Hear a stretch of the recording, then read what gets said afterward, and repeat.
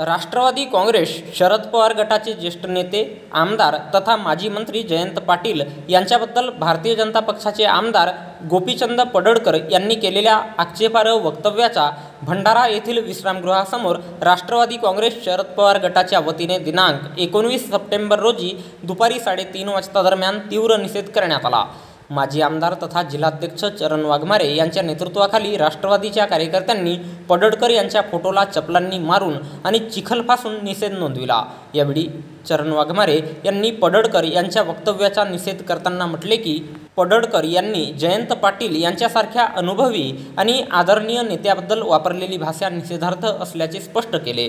या निषेध आंदोलनात गौरव नवरखेले, विनोद वट्टी, उर्मिला आगासे, राणी ढेंगे, चंद्रशेखर भिवगडे, नितेश मारवाडे, बालचंद बोंद्रे, सचिन बडवाईक, हरिचंद्र धकाते, विजय रहांगडाले, गीतेश ठोंबरे, योगेश रंगवानी, महादेव बोर्डे, हंसराज आगासे, मधुकर चौधरी, हेमराज नागपासे, मेहताब सिंग ठाकूर, विश्वनाथ कुकडे, बाला वाडीभस्मे, गुरुदेव सेलोकर, महेश कडंबे, मधुकर पटले, श्यामराव साठवणे आणि जिल्ह्यातील सर्व प्रमुख पदाधिकारी मोठ्या संख्येने उपस्थित होते।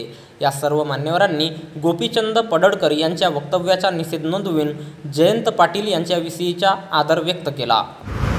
सगळ्यांनाच माहिती आहे, मध्यंतरी कोणीतरी भारतामध्ये आपल्या देशाचे पंतप्रधान नरेंद्रजी मोदी यांच्या आईबद्दल चुकीचं वक्तव्य केलं म्हणून भारतीय जनता पक्षाचे लोक रडत होते, भुंकत होते।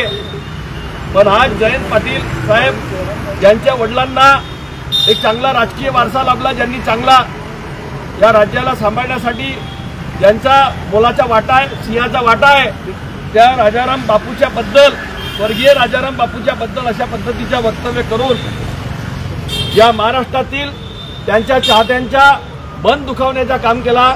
त्याचा निषेध करण्यासाठी आम्ही या ठिकाणी जमलेलो आहोत। जवळपास सगळ्याच पदाधिकाऱ्यांनी आपल्या तीव्र भावना व्यक्त केलेल्या आहेत।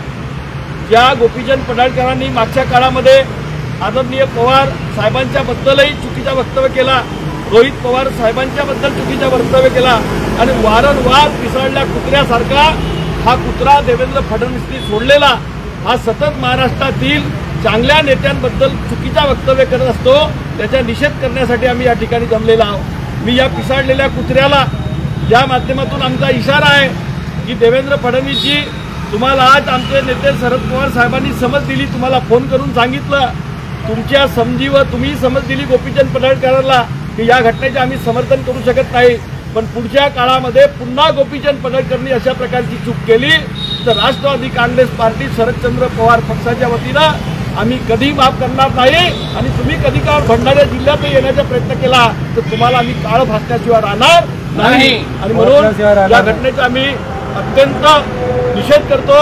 या मंगळसूत्र चोराला शासन कारवाई झाली पाहिजे, गृह खात्याने त्याची नोंद घेतली पाहिजे। स्वतः मुख्यमंत्री या राज्याचे गृहमंत्री आहेत, त्यांनी अशा पद्धतीच्या चुकीच्या वक्तव्य केला, अनेक लोकांची मनं दुखवली, त्यांच्यावर गुन्हा दाखल केला पाहिजे अशी आम्ही भंडारा जिल्हा राष्ट्रवादी काँग्रेस पक्षाच्या वतीनं मागणी करतो।